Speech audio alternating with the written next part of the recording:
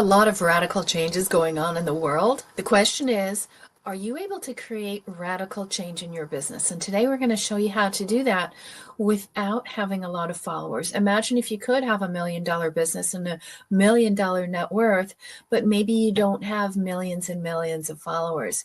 It's entirely possible. We did it. Our clients do it. Now I'm going to show you exactly how you can do it.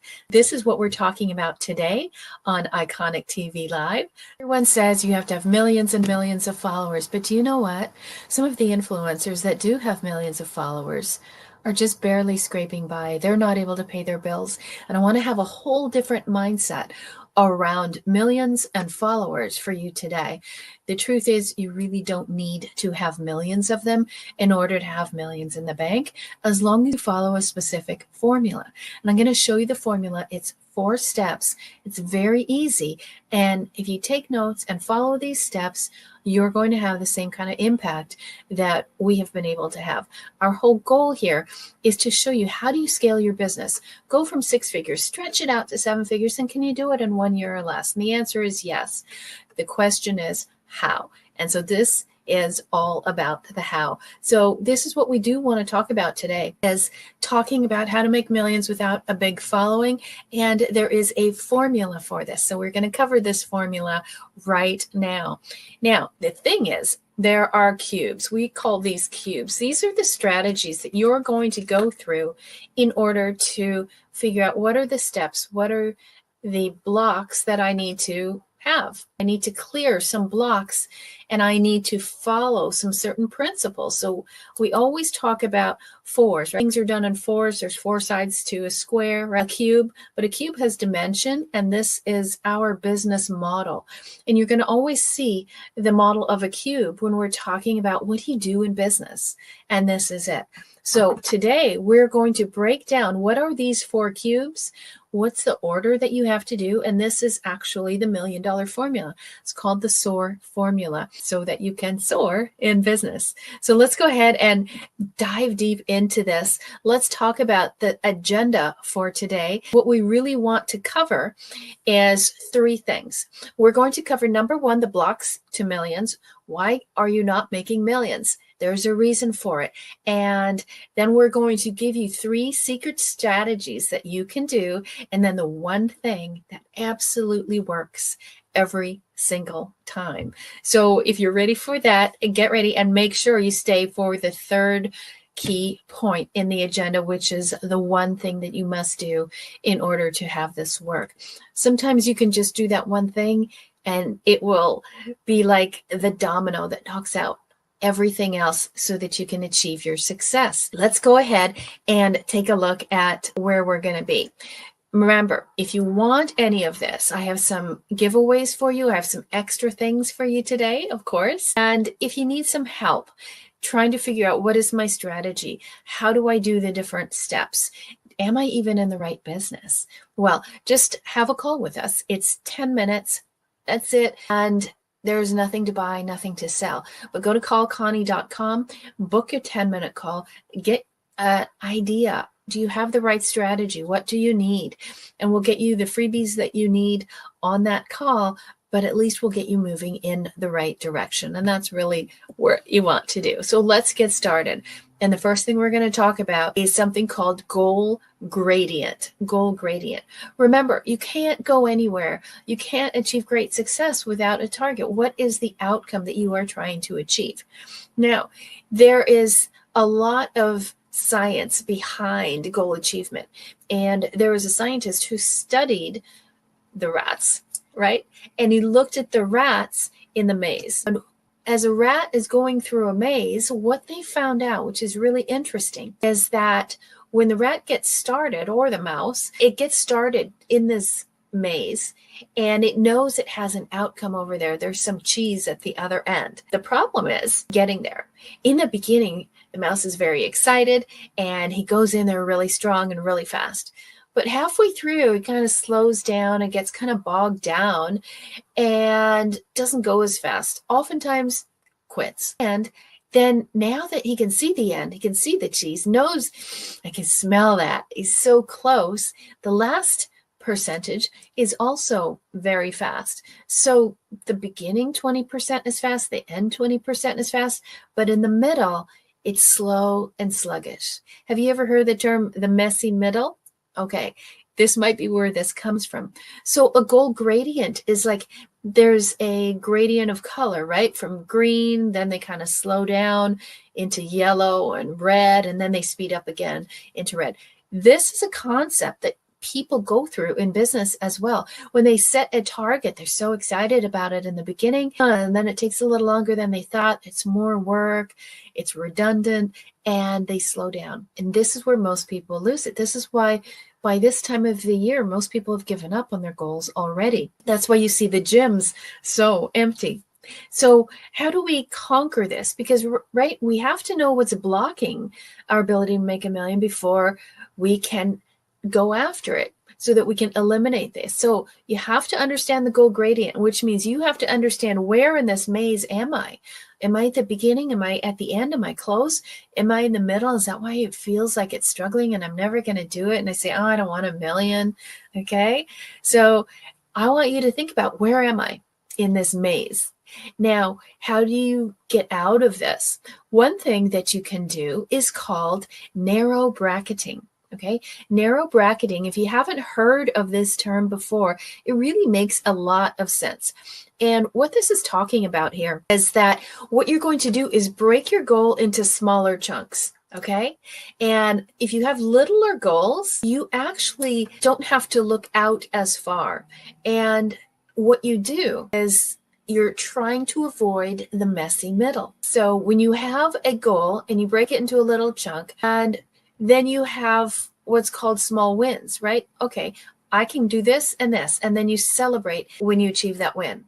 Then you have another small goal, another small target, and celebrate. Small target, celebrate, okay? So by breaking things down into smaller chunks, it is more achievable for the mind to go after that. So the key is, if you have just a start and a win at the end, you've eliminated the middle. By eliminating the middle, you're not going to slow down. So I hope that makes sense, right? So you might have a goal of hitting 10 clients in 90 days, which is a common thing that we do here all the time. But you might break it down into, okay, so I want one client a week. Okay, every time I get a client for the week, I celebrate. Another client, celebrate. So that's how narrow bracketing works to help you get out of this stuckness in the middle. So if you've never heard of that, use that concept, and it's very, very powerful. The next thing I want you to think about is the plateau effect. You know, that's a plateau. You've hit a plateau in business and you're kind of flat. And in the medical equivalent, flatlining means you're dead. Okay, so if you're flatlining in business, it's not a good thing. So how do you avoid this plateau effect? How do you have this acceleration all the time and not plateau? Well, you have to understand that what used to work no longer works over time. So if you've been doing the same thing over and over and over, it doesn't work. Think about, for example, maybe in your business, you did a lot of webinars back in 2017 and 18, and you just used to clean up. And then it doesn't work anymore. People kind of get it, and they know what the point of a webinar is, and you're trying to sell them something and they don't want to show up to be sold, and it doesn't work. So there can be internal or external reasons why things don't work anymore, but eventually they don't. This is about the law of three, which we've talked about many times, and why when you're growing your business, about every time you triple your income, things sort of start to fall apart and you have to start all over. This is the plateau effect. So keep that in mind. And you notice how all this is about a state of awareness. Like, where am I in my business? Where am I in this maze? And if you notice in the middle, that's where you see this plateau effect kicking in. So how do you get over that? There's two things that you want to think about. One is habituation. We are creatures of habit. Our brain takes up 25% of the energy of the body. And so the brain is actually very lazy. It doesn't want to think a lot because that uses up a lot of energy. So it goes into the habit. Oh, I know this. I'm going to do this over and over and over. And rather than changing the habit, we just accept it. That's habituation. Well, habituation is never going to get you to $1 million. So now you have to think about trying some new strategies. Okay. That's going to help you get over this plateau effect. The other thing is, like we talked about, create short-term gains. What can you do to have a bigger win, have more wins more often? And by having these short-term gains, then you actually accept that you might go backwards. Okay. So you think, well, I want to have this big win, but you know what? I'm probably not going to achieve anything for a while. So accept that I might go a little backwards in order to have some short-term gain. And this is, again, contrary to the way the mind normally thinks. So these are why we want to go over these. Short-term gains and habituation. Those are the two things that you really have to focus on in order to get through this messy middle. And I want to talk about this fact here. A lot of people think, well, I don't know if it's even the right time. I don't even know if I can do this. Maybe it's too late. Maybe you're thinking, I don't know. Maybe I've gotten older. Everybody who's winning, they're so young, and all these young people getting on computer and making millions of dollars. Well, here's an interesting fact. You're not too young and you're not too old, probably.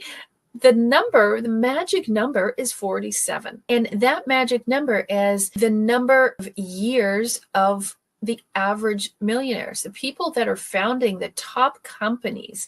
The average age of these people is 47 years old. 47, that's right in the middle, isn't it? And if you look at the most successful, there's twice as many 50-year-olds as there are 25-year-olds that are millionaires in business. So if you're thinking it's too late, it's not, right? All you have to do is get started.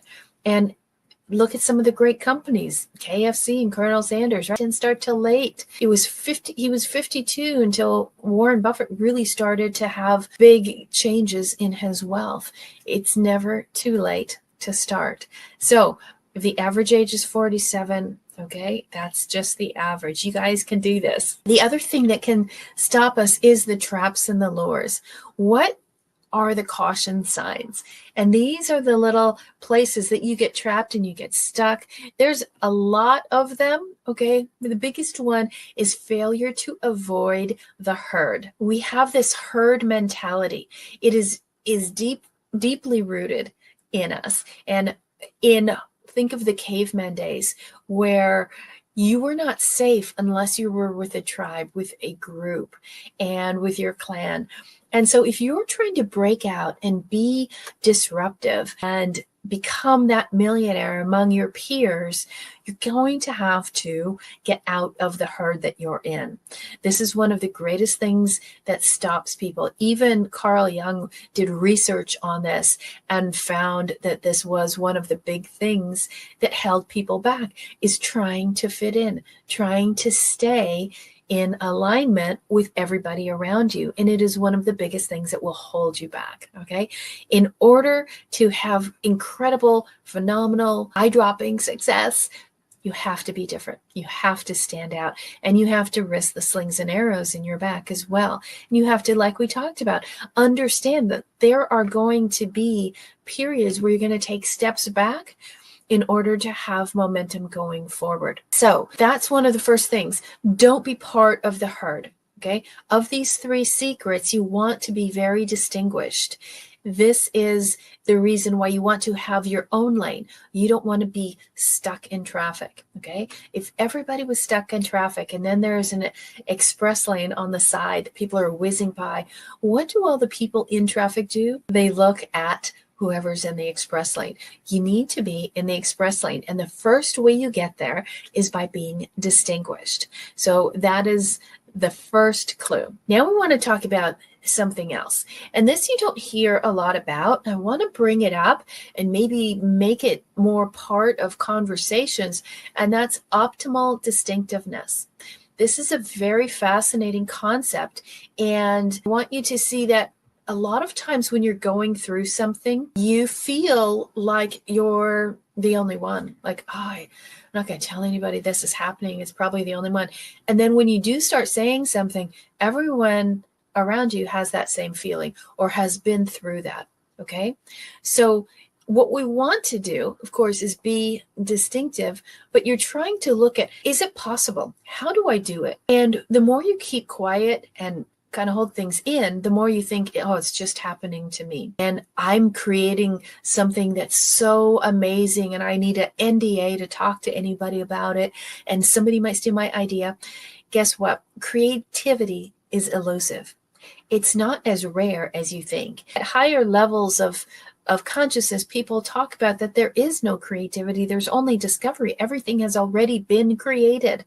So we don't have all these original ideas, and to have them is very rare. Okay. So if you're looking at what you're doing and you think, oh, I found it. This is the Holy Grail. This is the most amazing thing. I want you to take a step back for a minute and really check if it is. With optimal distinctiveness, what you're trying to assess is this really as great as I think? Or is it just that I have found it and now it's pretty commonplace? For example, you might have certain groups of people that you follow online and you watch their material or you watch their YouTube channel, and then you think, oh, this is it. These are the biggest people out there. And then somebody else comes along and you're like, wow, I've never even heard of them. And they're even bigger. So we only sort of see our little window. We think that is everything, but it really isn't. So you really want to have the optimal view of being distinctive. Okay, which means you want to follow these 3 steps. And first of all, you want to question everything at least 3 times. Like, is this really the best idea? Does this really make sense? Is it true that nobody's doing this? Okay, ask again and again and again. Really make sure that this is true creativity and not you just picking up something from the ether, because that's really how it is. We're all tied together.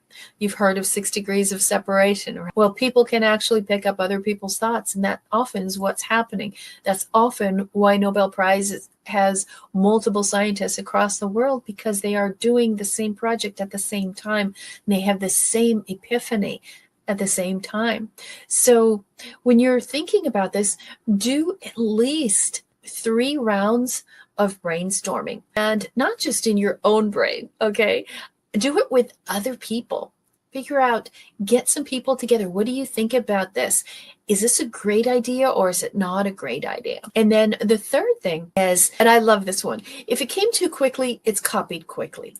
And here's what I mean by this. Sometimes you'll get an amazing idea. You think, this is amazing. Oh, I just got this great idea. I'm running with it. I'm doing it. Chances are it's not so original. So wait, look at it 3 times, brainstorm a few times, and chances are you might have picked it up from somebody somewhere else if it just came in like that and you think it's the greatest thing. Okay. You can look at some great ideas like Airbnb. It wasn't just boom, we thought of this and it's the greatest business ever.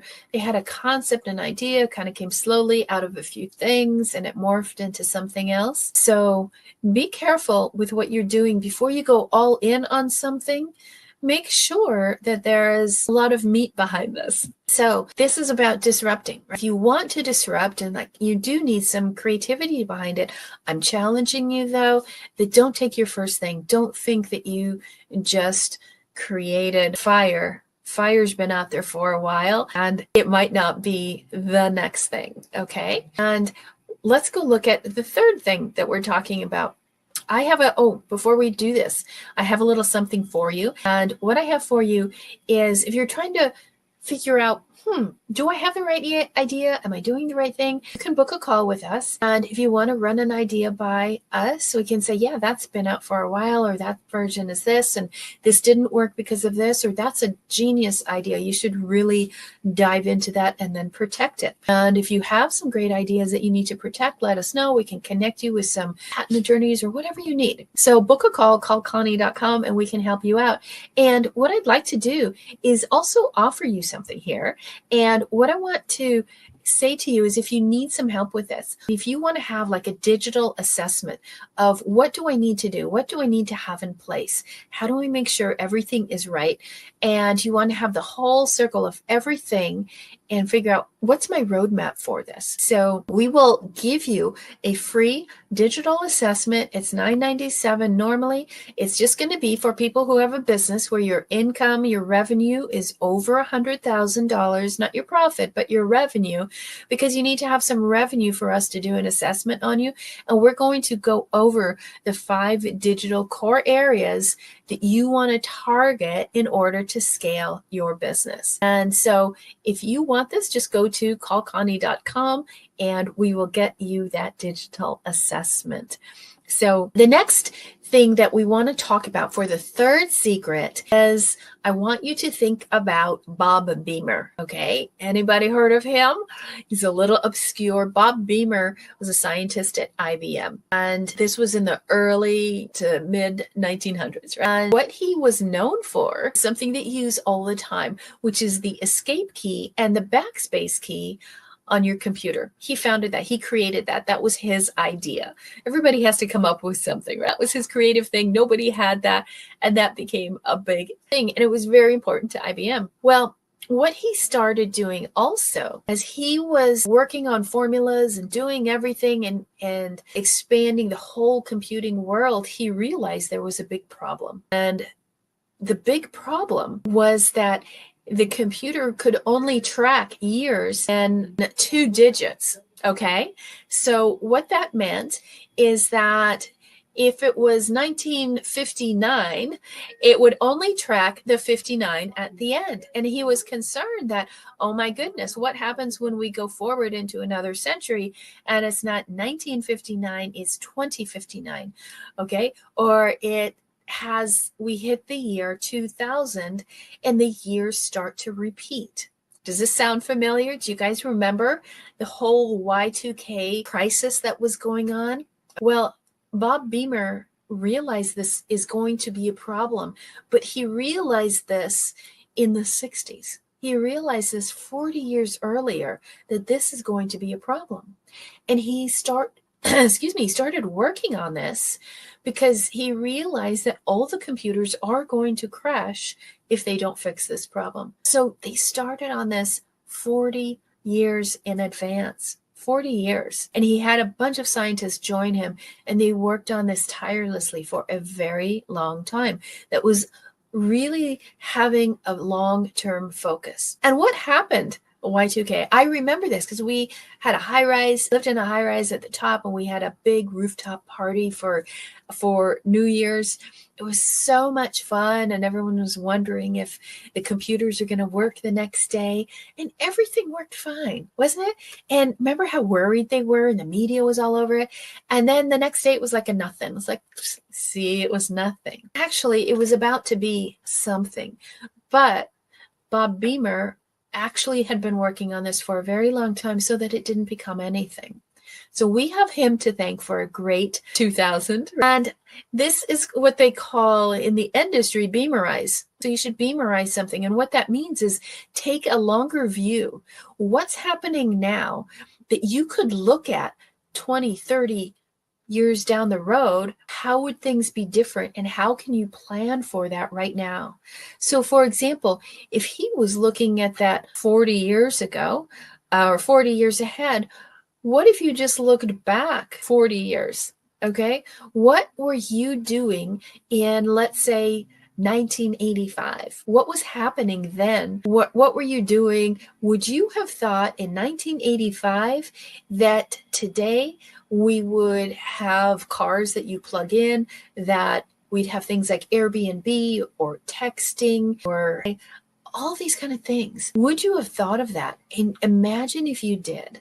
Imagine how far ahead you could be right now if you had the foresight of Bob Beamer. So you want to think about Beamerizing yourself. Have a 40-year fix. 40 years from now, as 2065, it's not that far away. What could we be doing by then? What would you imagine? would happen. Okay. And so here's how you want to look at this. When you're thinking about beamerizing, okay, you want to understand that small losses today is what you need to do to avoid large losses tomorrow.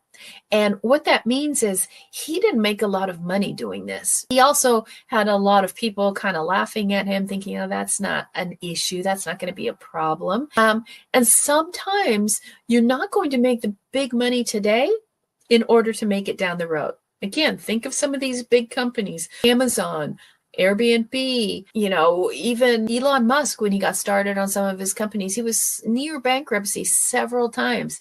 So you can have losses in the beginning, but where it's going to take you, if you're so focused on long term, this is how you are going to dominate. And this is really about like compression of time. Okay, think about a common example is sunscreen. With sunscreen, you don't think about it a lot. I don't have to worry about it. I'm young. I'm not going to get wrinkled. I'm not going to get old or whatever. But over time, take that 40 years down the road of never wearing sunscreen and always being out in the sun, then you end up getting skin cancer. It happens to a lot of people, especially workers.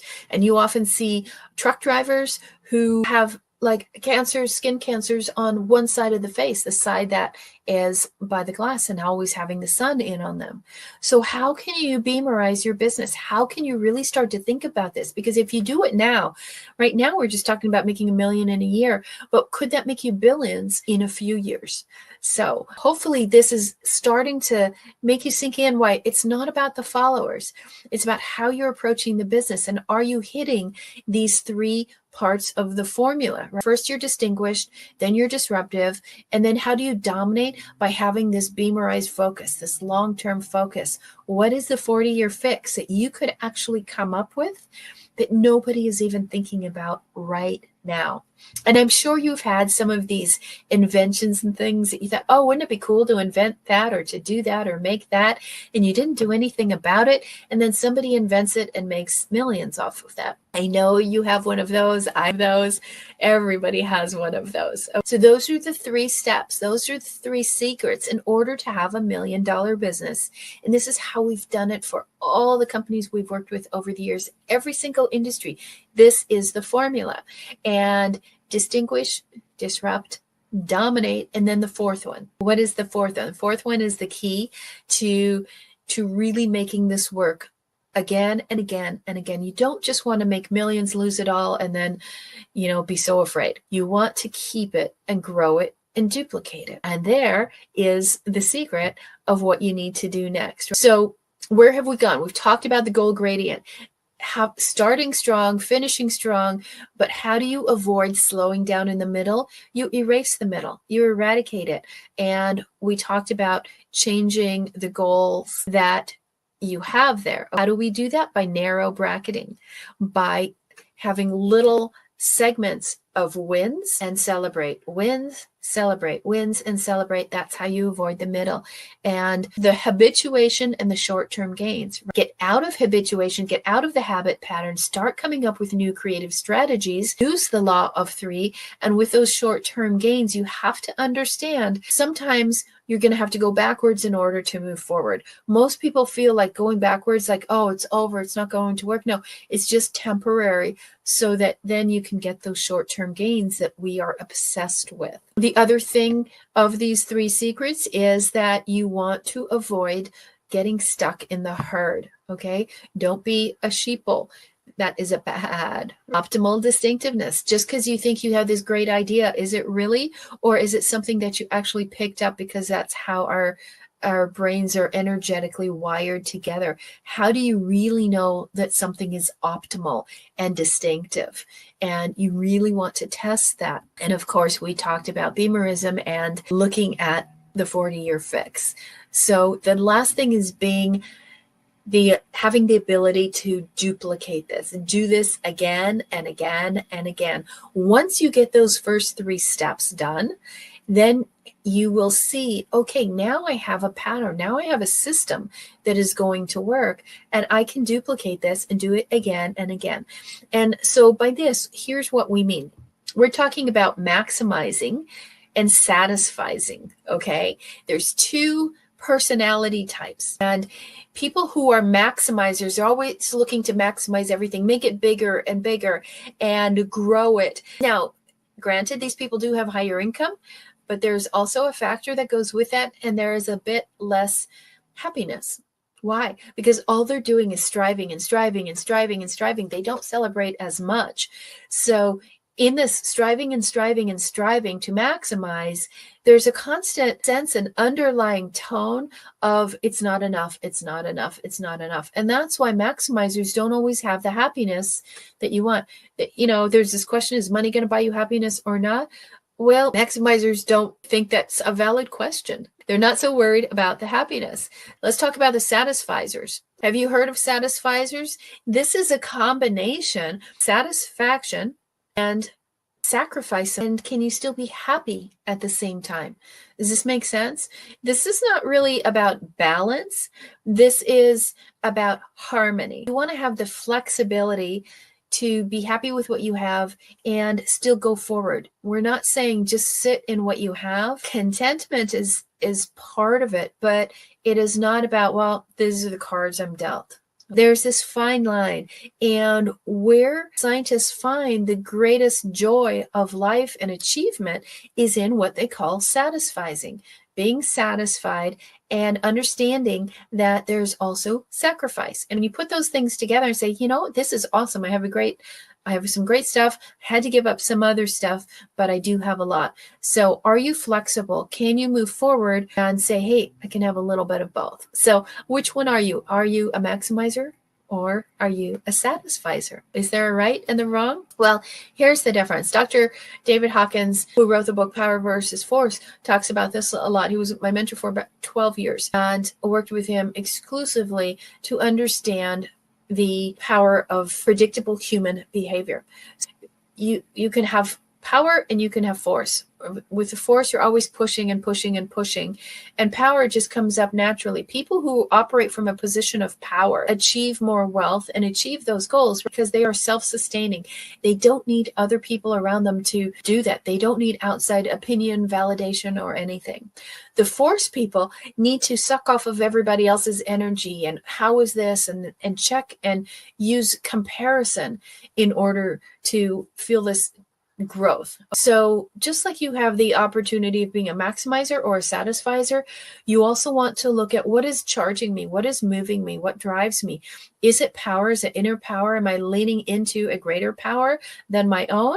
Or am I dependent on other people's power? And then you have to use force. You have to will yourself to do something. Ask yourself, am I in power mode or am I in force mode? That will make a difference. So how do you look at this? How does it affect you? When you're in, a lot of people say, oh, you know, it's black and white. You either have it or you don't. That's force. It's not binary. Success and wealth and achievement and greatness and freedom and all that, it's not binary, black or white. It's harmony. It doesn't mean it's balance. That's a different thing. It's the harmony. That's where satisfying comes in. And that is the true power. So have you noticed with people who are very successful and millionaires, they are focused on harmony. How do they have it? Because they say no a lot. They turn things down. They are not usually ultra popular. They usually have handfuls of people around them that are like them. So that's why I say you don't need millions of followers to have the harmony, the freedom of a business that you love. So those are the 4 things: distinguish, disrupt, dominate, and then duplicate. How do you duplicate all of this? So let me ask you, where are you in this whole process? Do you have all of these? Have you distinguished yourself in your business? Are you disruptive? Are you different than everybody else? Can you dominate? Meaning, can you take over for a long period of time? Can you see something down the road and tap into it now, willing to sacrifice, and be satisfied for right now, and then duplication. Can you do this? Do you have this formula down that you could do it in one of three ways? You could do it vertically, try new verticals. You could do it horizontally, growing your business wider, and you could do it externally, trying a whole complete different business. It could be a philanthropic business if you want to start that. Those are the 4 steps. This is the key. This is the formula that we use as this $1 million formula. Each one of these, you do follow them in order. It's important. So distinguish, disrupt, dominate, and duplicate. So when you do all of those, then you can do what we say is you've been cubed. The number one secret, of course, is singularity. This is the key to what you need to do. You have to focus on one thing at a time. Be the rock, not the ripple. Be that one thing. If you throw a rock in a lake and it just goes down really slowly and settles to the bottom, and the rock causes the ripple. You want to be the thing that causes the movement, not get caught up in the movement. What you need to look at is, do I have one right model? Do I have one right method? And do I have the right mindset to do this? If you notice what we talked about today, none of what we talked about today was techniques and tactics. It was all strategies and principles, and those revolved around the mind. This is an inner game, this game to $1 million. It's not like, oh, should I do emails now, or should I do videos, or should I start a podcast? We can talk about all those tactics, but those tactics aren't going to get you the millions. These principles, the SOAR formula here is the $1 million formula, which is going to get you there. And the S in SOAR stands for singularity. So you have to be singularly focused. And if you want to know, do I have the right model? Do I have the right method? Do I need some help with my mindset and the state of my mind?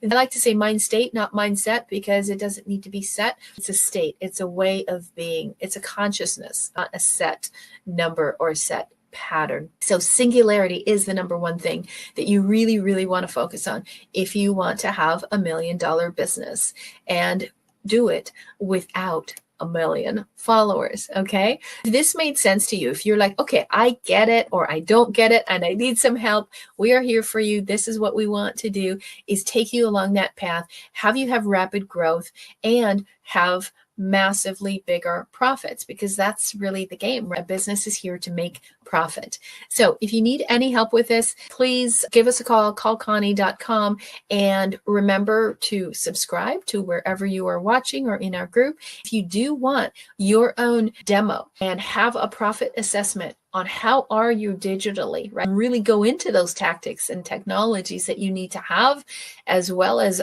all the AI strategies, then book a digital assessment. You just need to have $100,000 in revenue for us to do it, because we can't multiply numbers by 0. And you have that, we will be happy to do that for you. We will waive it for the first 10 people. And we want to make sure that you are doing everything in your power to achieve that $1 million business, because why? It's just a lot of fun. So thank you for being here today. Let me know in the comments. Put down below, what did you take home from this? Did you understand that $1 million business is really about $1 million mind, not about tactics? And you get caught up in shiny object syndrome, we're going to talk about that next week, then you're not going to get there to get that $1 million. You will, if you do get there, you're going to lose it quickly. So go out and beamerize your business, and then come back here next week on Tuesday at 5 p.m.